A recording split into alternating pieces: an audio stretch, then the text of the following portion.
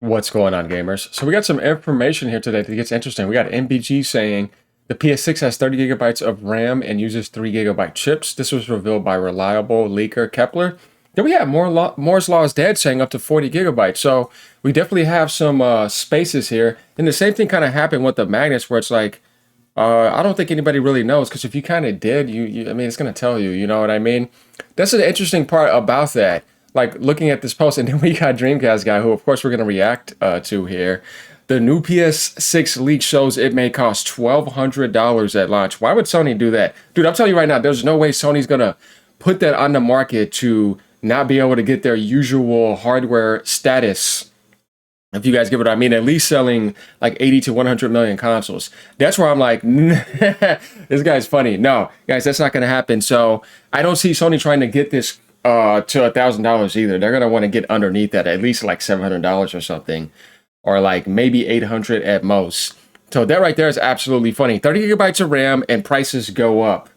Whatever he means by prices go up, because we don't have a price at all for it. So this is going to be an interesting video to react to, but we do have some information, obviously, about the specifications.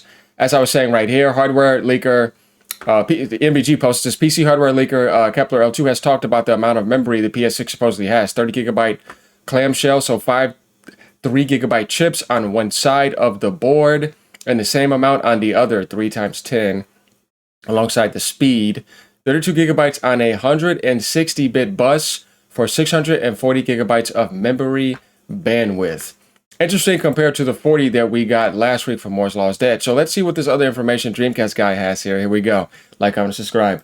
Here today we're talking about two big stories about PlayStation, which is one is a new leak about the PlayStation 6, and the other is that Sony has officially made a statement about the next PS5 price increase, and they're apparently promising, yes, they're going to raise the price again, which sucks, but they're doing their best not to do it until 2027. But I want to talk first and foremost about the PlayStation 6 leak, because there have been multiple reports that next gen for Sony is not just another standard system. The PlayStation 6 isn't just going to be, a PS5 Pro. It's not just more graphics, more resolution, crazier 4K. Instead, it sounds like the idea is to have two separate versions of the PlayStation 6. A home console, very much like what we expect, but also a portable version. A PlayStation 6 that will play PS5 games natively on the go, not streamed. It will install, it'll play, it'll straight up be a portable PS5 that'll also be able to play some version of PlayStation 6 games when you dock it. Now, I want to talk about this because the leaker Kepler has just posted stuff about the power of the PlayStation 6. And as good as it sounds like the graphics are going to be crazy. It sounds like it's going to be very, very expensive. Let's discuss. Hi, hope you're having a great day. If you could please give this video a like and subscribe if you haven't already. Now, I have to admit that I very much love talking about next-gen tech just because it's the potential almost. It's so exciting to me to kind of talk about that next generation because it's sort of fun to sort of imagine where things could be going from here, especially because I really do feel like we're really bumping into photorealism. The PS5 already looks so good. I think part of the reason I still can't imagine the PS6 coming out until at least 2030 is that how much better can games look? How much more crowd density? How much more craziness can we have? It really feels like we're bumping against photorealism, especially because I feel like the real thing we're bumping up against isn't really necessarily like a programming barrier. It's a tech barrier because of the AI bubble. Right now, Yeah, that's the thing. That's why Sean Layden said, when it comes to the PS6, it's going to have to be a lot more than about power. People are not drawn to power in a machine anymore in the gaming industry because everything is already like having high diminishing returns. You saw that from the jump between PS4 to PS5. The PS5 Pro is taking things to the next level even after that, but it's like after that, it has to be something more than power that is going to draw people to get the PS6. Definitely when you're saying, yeah, you're not drawn to power as much anymore because not a ton of people are upgrading to the Pro except when it went on that sale and maybe for GTA 6. You see what I mean? So, like, what is it going to be past that if you're going to be charging more than ever? Because the way that this tech is getting now, you can't be selling consoles for $500 anymore. And definitely in this market today. Is where you think about the magnets, like, oh, dude, $1,200, $1,500 minimum. I don't even know if you're going to be able to get 1,200. I'm saying $1,500 ballpark probably. You know what I mean? And Sony's going to want to be half of it, like $700 to $800. And you're like, man, that's still a lot for a console. When you think about if somebody was thinking about the Pro model as a base price, you see what I mean? People don't really like going up that high for consoles. PlayStation could probably get away with it because Sony's obviously going to extend the life cycle and they'll get it going at the right time. But even then, I think that migration is going to be the slowest migration of all time for PlayStation. It's going to be slower than the migration from PS1 to PS2, obviously, because that was a huge shift. PS2 to PS3, which is kind of a slow migration. Because think about it, that price range. Even in that time, that was ridiculous because that cell processor. And you got PS3 to PS4, and then PS4 to PS5, which actually was doing fine. But even then, there was some holdbacks there. PS5 to PS6 is going to be the slowest migration in the history of gaming. But Sony's still going to get their sales, but it's not going to be as much as the previous generations. And I think everybody knows that. And in the madness, Microsoft's already kind of like at that point. So it's like, in order for people to actually migrate over to PS6, because there are people still camping on PS4, what is Sony going to do? And that's why Layden was saying, and I agree with him, it's going to have to be something beyond power. Of course, you have your hardcore enthusiasts. Of course, you're going to have at least 40, 50 people. They're going to want to get the PS6. No matter what, it'll get in that range. Like, that's automatically guaranteed. But to go farther than that, Sony's going to have to do something a lot more than that. But I do not think they're going to the 1,000 range and beyond. No way. I think Sony's going to try to hit that $700 price range or somewhere around there and subsidize a bit and have other ways for you to... or have other ways for them to make more money, like probably Plus will go up and along with some game prices and stuff like that. But I don't see them trying to do that because the hardware is very important to Sony, the hardware manufacturing company. They're not going to price out people like that. It's just not the way they work. They're going to find that balance. Just globally, all tech stuff is expensive and getting more expensive. So I have seen some people talking about the fact that maybe they're not going to really push graphics beyond this limit until this stops. I mean, there's no way you'd make something for a device that 1% of the gamer base is even going to have. Even NVIDIA is now saying they're pausing their GPU releases in 2026, which is pretty funny because NVIDIA is causing the GPU shortages and stuff. It's everybody being like, wow, look at that. Shortage because of whom? Shortage because of whom? They're pretty much the number one people funding the AI bubble, and they're very much betting on the AI bubble getting even bigger before it pops. So here's the leak that a lot of people are discussing, right? The PlayStation 6 is going to have 30 gigs of RAM using these 3 gig chips. Now, this was revealed by the reliable leaker Kepler L2. Kepler has done a lot of funny statements. He's talked a lot about the price of next gen. Kepler has said that essentially it sounds like Xbox and PlayStation are very much swinging for the fences. It sounds like Xbox is trying to rush it. There's been multiple reports now we've talked about on the channel that it sounds like the next Xbox is going to try and come out a full year ahead of the PlayStation 6. I still don't believe the next Xbox is even coming out, but there is talks that maybe the next gen Xbox could be as much as $1,200. Here's the thing though, Dreamcast guy. There's too much articles being consistent by saying that it's going to happen. Could Microsoft cancel it out of nowhere? I mean, there's a slight chance with that, but I highly doubt they're going to cancel that. Though it's in deep trouble because of Windows 11, and they just don't have good rep right now. And they didn't treat their hardware the right way. They didn't treat the Xbox brand the right way. They just dumped on it massively, and they show that they don't care. Can they do that? Yeah, they can, because they have so much money, and they focus on AI that they could do that and get away with it, and it's not going to take the company down. No. They don't care because to them, the Xbox brand is poor compared to Microsoft. Satya said that plenty of times. And they've made it clear. But they're not going to cancel the console. And yeah, they could launch it ahead of time. But the market is not like better with the AI bubble popping. Then yeah, they're going to charge you out the ass and not subsidize. And it's going to be for super hardcore enthusiasts. Nobody's going to want to spend that much money on something like that when they already have their PCs. And they can have options outside of that and not be forced to get Windows 11. I just don't see that being that attractive, regardless. Even though I would like for it to be attractive. But, I mean, when you really think about the way that Microsoft controls everything in the Xbox world, now more than everything, and it's pretty much a Microsoft corporation gaming, I don't know, man. Not looking good.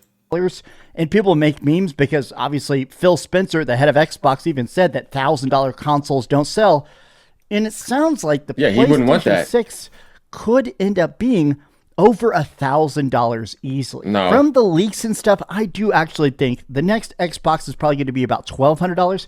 And I think even best case scenario, if it's subsidized, the PlayStation 6 is very likely going to cost $1,200, maybe. We're talking $1,100, $1,000 at the cheapest. People aren't going to be able to buy that. Like, I don't understand why he doesn't get this. Like, being a gamer, as long as you have Dreamcast guy, why would you think Sony would do that? Sony is not going to do that, dude. The console industry is very important to PlayStation.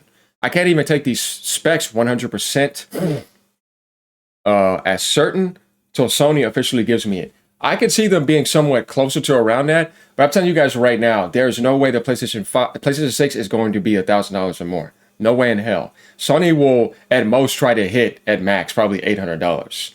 But I see them trying to get to $700 and $750. Even if they take a $100 loss or $150, they're going to do that and make up for it in other categories because they've been doing that.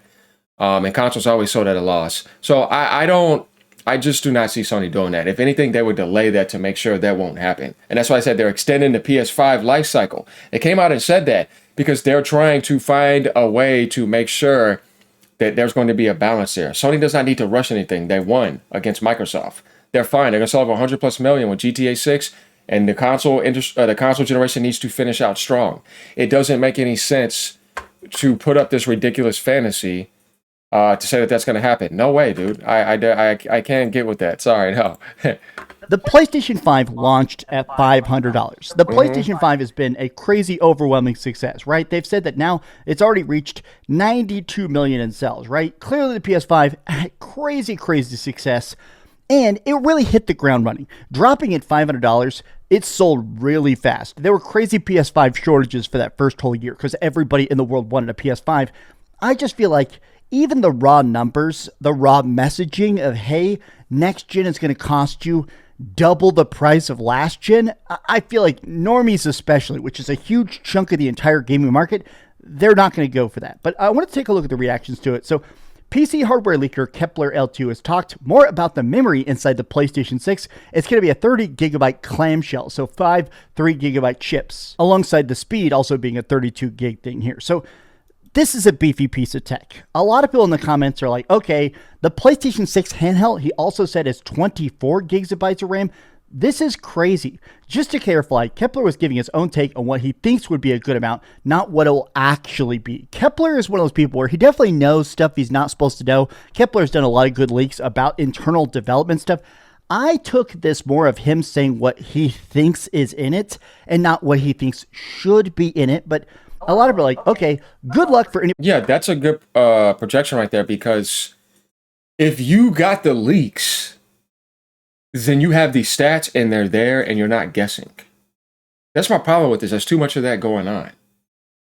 That reminds me of the Switch 2 stuff, like too much was like, do you have it or not? Because if you have it, then you got the number and it's never going to change. It's not going to be like, oh, it's this next, unless Sony somehow changed it, right? It's like, no. So, no, but there's nowhere Dreamcast in any article does it say the price of it. Even Moore's Law's dad was saying, I'm going to say probably $700 or something.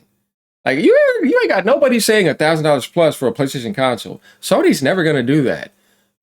So, yeah, I mean, nobody knows the true stats like this, and nobody knows the true price. But what I will tell you is it's not going to be more or in the $1,000 range. It's just not going to happen. The Magnus is different because they're selling that as a PC with a console-like experience. It's like the Steam Deck is going to be sold as a console-like experience, but it's a PC component. So that's different. PlayStation is still a console. Sony's going to make sure they get their hardware. You know what I mean? So, yeah, we're not ever going to be thinking that range. Trying to play new games on a PC with 8 gigs or 12 gigs of VRAM in a few years, NVIDIA and AMD has screwed us all by limiting this RAM. A lot of people are like, okay, this will probably be a very, very silly and very dumb question from a casual person who uses 16 gigs of RAM, and I totally appreciate an explanation, and I really don't have a clue. Do consoles need that much RAM for one game at a time? It's going to start getting like that, yeah, but here's my thing with that post before. That guy doesn't know what he's talking about. AMD has been giving 16 gigabytes of VRAM on consoles. Series X uses it. So does the PlayStation 5 and the PS5 Pro. They're not stingy with VRAM. They never have been. It's NVIDIA that is a problem when it comes to VRAM. So that post up there was inaccurate. But yes, of course, they're going to need more RAM. Definitely if you're going to be using next-gen features and stuff like that, and you have that advanced FSR4 features, RDNA 5, on top of these games needing like these type of worlds to run certain settings, and you're going to be moving to 8K eventually, you're just going to need that memory. Yeah, of course. So 32 is still good enough, or 30. That's enough for consoles because they'll only be focusing on that. And it depends on like the memory bus as well too, and Sony will make sure of that. So, I mean, of course, you can't stay at 16. That doesn't make any sense. You have to almost double that. There's no doubt about that. That's why you go from like 4 gigs of RAM to 8 gigs of RAM to 16 to 32 to 64. Like, you have to do that. PCs have a lot of RAM because they're doing a lot of stuff. Like right now, just an example, I actually run a separate piece of software to record the audio. I'm also, of course, recording video. I'm also, of course, recording the screen. And in the background, I've got stuff like, you can see I'm like getting ready to play World of Warcraft because I'm addicted to it, right? But they're doing all that stuff at once with your 32 gigs of RAM. Whereas when you put up your PlayStation, you press this button, the PS5 turns on, it's just that. There are basically no background operations. People are basically like, okay, the thing is that this is mostly to try and really optimize the new extra high resolutions that these game makers are focused with, right? Especially with ray tracing. The thing is with consoles, they don't have DRAM. The full 30 gigs of the console is shared memory that shares its memory with the GPU, so it's much more needed for both the system and the games. The big factor is the 30 gigs has to be shared between the CPU, the GPU, and the operating system, where a PC has separate RAM for the CPU, the VRAM, and the GPU, unless you're using an iGPU, of course. But the RAM ultimately depends on how the game is built in the first place. And here's the comment that really kind of struck me. Yes, because we want 10-year development cycles in order to see the sweat pores on our playable characters. I think this sums up the problem with next gen more than anything else, right? How much better do games gotta look? You know, in the Xbox 360 and PlayStation 3 era, the new graphics were almost just part of the puzzle. The games looked better, of course, but it was also, hey, we have new levels of AI, new levels of adaptability, new levels of abilities for these destructibility, you know, right? The first time you play Uncharted 2, and, you know, there's that scene when you're running through this giant village that's getting blown up by a tank. Individual bricks and stuff are flying around. It felt realistic, particle effects and stuff wise, in a game that PS2 games just were not able to do.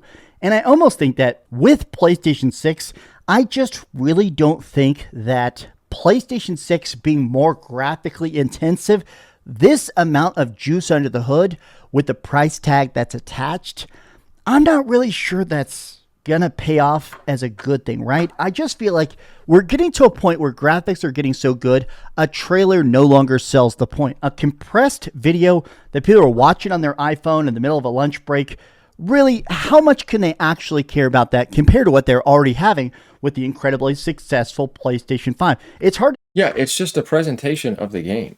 You need a lot more than that. That's why I said Sony's going to have to do some things that are going to say, man, this PS6 can do all these things. That's amazing. Outside of power. We've said this before. That's like the big talking point here is, what do you have more than better specifications? Because if you look in the PC world, for people who want to spend more than a console, they don't even get stuff that high. So it's like, what is going to draw you to it outside of that? And that's why I said I think Sony's going to do stuff like help out developers with certain dev kit enhancements. Like when you think about what they did with PS5 and PS4, you had stuff like share play. You have stuff to where like you could stream and get your own montages on there. It's amazing how you could go on YouTube and straight up stream straight off of it. You see what I mean? Record up to 1 hour long, where Xbox don't have any of those features. Do full share plays and parties. Like, there has to be features where it's like, this thing can do really good things that are attractive to enhance your gaming experience big time. Also help out developers more. And there's just going to be stuff that is going to be, like I said, very attractive to where you feel like you have to get it because that upgrade is significant outside of specifications, which obviously, I mean, people are going to want. But that's the thing, which like, what is going to draw me to it? Obviously, I'm getting it day one because I'm a hardcore gamer, you know, but that does not speak for the whole of the gaming community. I mean, look at some of those people still on PS4. Sony had to send a message to. So it's like, Yeah, even though PS5 is sold a lot already, you're already in the 90 million range. That's already massively successful. So you're going to get your 100 million. But what is it going to take to get the PS6 to at least get somewhere around the 70, 80 million ballpark? Because it's going to be a lot more expensive. So that will add up mathematically the same way as a PS5 when you ratio the profit there. So that's my thing, because it's going to be like more than ever where you actually have a ecosystem that is still alive with different specifications like a PC. Possibly PS4 still being up there, but that's going to be cut off eventually. You're going to have PS5 users, PS5 Pro users, the PlayStation handheld users, and the PS6 users that are coming in. So you have all of those up in their own ecosystem running. What is it going to take for people to upgrade to the next hardware aspect? And that's the big mystery here that Sony's going to have to show. We've seen some things that they leaked out, like I was just talking about, but I know they're going to have more in store, and that's going to be interesting to see. We already know what Xbox is doing and where they have to go. So it's going to be interesting getting that answer from PlayStation. Hey, sell your PS5 and do everything in the world to pay 3 times the price to essentially get, 12% better graphics at best. It's probably going to be 5% better visuals, right? No, it's going to be more than that. The other part of this that I did want to talk about is that there's been a lot of fear about the PlayStation 5 getting another price increase. Now, when it comes to price increases, obviously Xbox takes the cake. Xbox has done so many price increases of not just their games and Game Pass, but also their hardware. The controller prices went up. The consoles now cost $800. And Sony has done tiny price increases here and there. And I think a lot of us are afraid to get another one. The PS5 is already an expensive piece of tech. I think even baseline, if you're trying to get a freaking PS5 with a disk drive, you're paying like $600 with shipping, right? That's not a small price tag. If they bump that up to being even close to the Xbox, I think it's going to substantially crater it. We have talked on the channel. There have been multiple reports that the PS5 is selling slower, but so is the Nintendo Switch 2, so is the Xbox. At this point, it does seem like each price increase really drastically cuts the potential of new players. It does seem like every time there's a price increase, that sort of breaks through to the normies and says, hey, maybe now is not a good time to jump in. Maybe instead of buying a PS5, start saving up now, buy no games until 2020, 2030, buy a PlayStation 6. I don't know. I'm a little bit afraid of that next price increase really kind of dooming the PlayStation 5. But Sony's fine. They're going to get another 100+ million no matter what because of GTA. There's no doom there. They're successful. And they already said they secured RAM to 2026. You don't have to worry about that. They're not going to do that. They already answered the question. Dude, we got to get through 2026 first. And they're saying they're trying to get 2027 secured. I'm not worried about that. That's not a problem. Who needs to worry is the Xbox base, but it's already in a certain position anyways. So yeah, we pretty much have our answers about the way things are going here. I just don't understand where the $1,200 is coming from, guys. How do we even get past the 700 to 800? Because that would have been something to talk about, and maybe even past 800.